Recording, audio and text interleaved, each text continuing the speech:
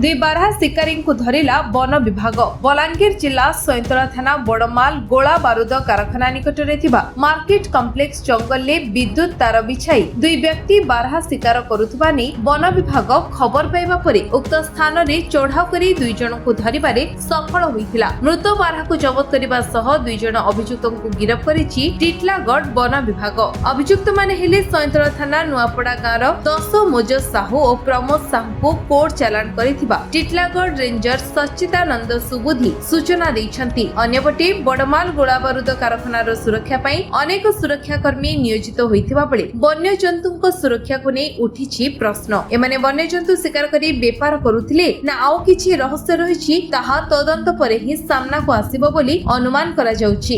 Actually हमर पिछला 6 मास हलानी से बारहा शिकार पई तार पकाउछंती माने आमे तार सीज करछु केबे सेवन बारहा धरे सक्षम में भी हे परनथले किबा आम हाबरे परनथले जे काली राती रे जे जेतले टिपिंग हला तेनो या देखि हमर स्टाफ रेगुलरली हमर स्टाफ ओबीएल कैंपस रो सिक्योरिटी स्टाफ मिसी के जॉइंट पेट्रोलिंग करथिले।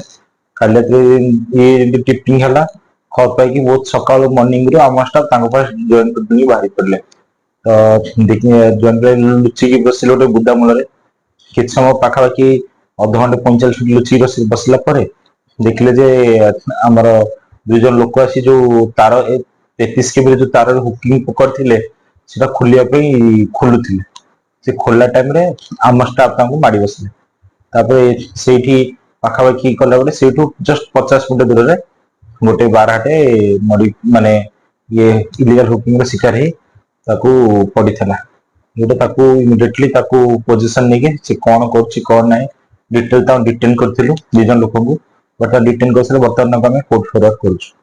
हमरा wildlife protection act 939 B एवं 52 एवं हमर पेनल डिसीजन 51 रे पनिशबल ऑफेंस ता हमें कोर्ट रे फॉरवर्ड करछु। दिन जाक खास बहाल एरिया रा नुआ तांघर नुआ पड़ा खास बहाल दी जन का दी भाई गोटे बापार। टिटलागढ़ कुमार गोब्राथ बलांगीर अंजु पृष्ठ रिपोर्ट विश्व विजय न्यूज ओडिशा।